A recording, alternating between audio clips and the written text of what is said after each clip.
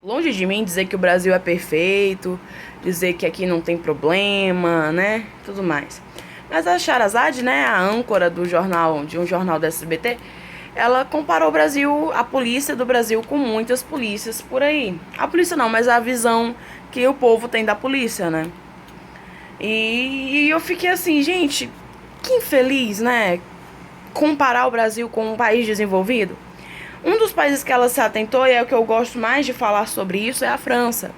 Porque ela falou, né, que na França não é assim, não tem tanta bandidagem, que não sei o que da polícia e tal. Só que, gente, o Brasil tem um pouco mais de 500 anos de história. A França, eu pesquisei, ela tem 1174. Só que a França também passou por problemas de corrupção, a França também passou por problemas financeiros, a França também teve suas crises. Também. Uma prova disso, a maior revolução que aconteceu no mundo foi na França, a Revolução Francesa.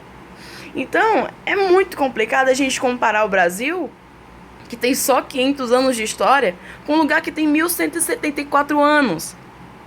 É 1174 anos. É muito tempo. Sabe, querendo ou não, esses quase 700 anos a mais de história faz uma diferença absurda. Sabe? Uma coisa que eu não esqueço que eu ouvi no colégio foi que o Brasil, ele instantaneou as coisas assim na vida, né? Porque tudo aqui foi muito rápido. Eu tava dando uma pesquisada, porque foi exatamente isso que eu ouvi no colégio, eu só não lembrava muito o período. É que o Brasil teve menos da metade do tempo de revolução industrial que alguns países da Europa. Então, os países da Europa hoje são mais industrializados, têm a sua industrialização mais organizada porque eles se organizaram melhor.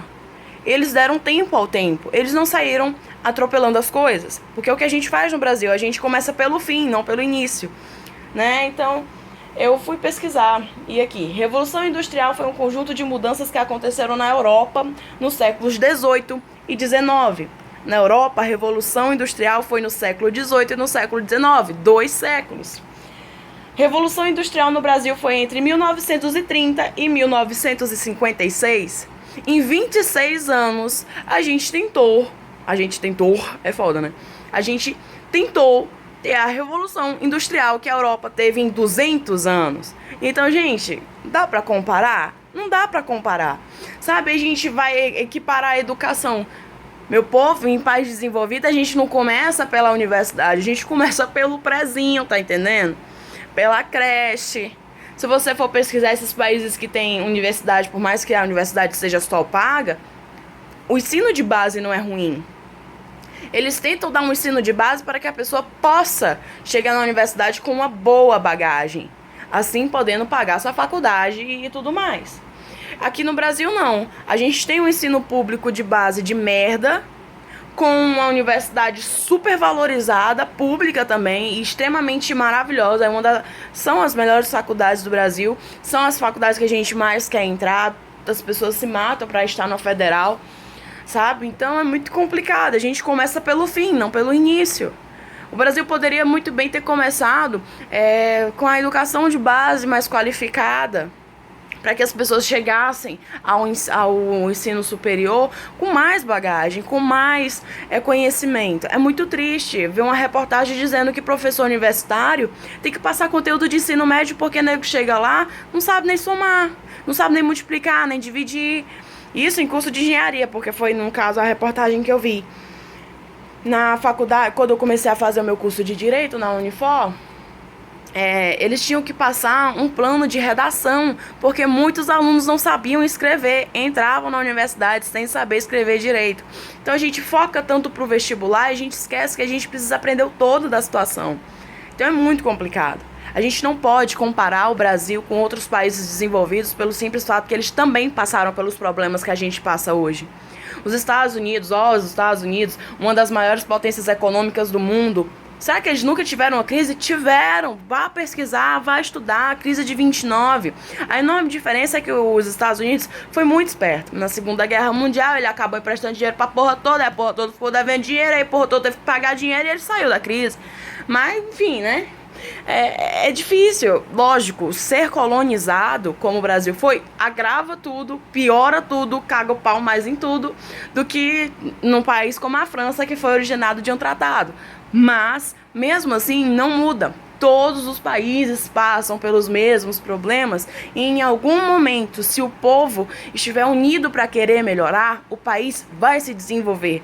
Mas entenda que desenvolvimento ele não vem no estalar de dedos ou numa simples votação para presidente, ele vem com a sua mudança. Porque o que faz um país não são só os governantes, mas também são o povo. Então, vamos ter aí uma consciência maior. Se você quer uma segurança maior, lute por isso. Se você quer ter uma saúde melhor, lute por isso. Se você quer ter uma educação melhor, lute por isso. Porque não vai ser sentado dentro de casa sem fazer nada, que o país vai mudar. O país hoje precisa que o povo se levante e lute pelo que quer. E se a gente não encontra uma saída na rua manifestando, vamos dar valor ao nosso voto. Vamos mostrar para esses políticos para o que a gente veio, né? Então, vamos comparar menos e lutar mais. Só isso que eu queria dizer mesmo, porque eu fico muito irritada quando as pessoas comparam o Brasil. Porque pelo pouco que eu estudei de história, eu sei que muitos países desenvolvidos já passaram por inúmeras crises de inúmeros aspectos, seja financeiro, seja moral, ou então, sei lá, saúde, essas coisas assim. Mas eu sei que todos esses países desenvolvidos já tiveram seus problemas e eles superaram, porque o povo se uniu em prol de um propósito. Infelizmente, o Brasil se encontra no momento que ele está dividido e não unido. E a única coisa que a gente precisa agora é de união. É isso. Tchau. Tá bom, pode desligar.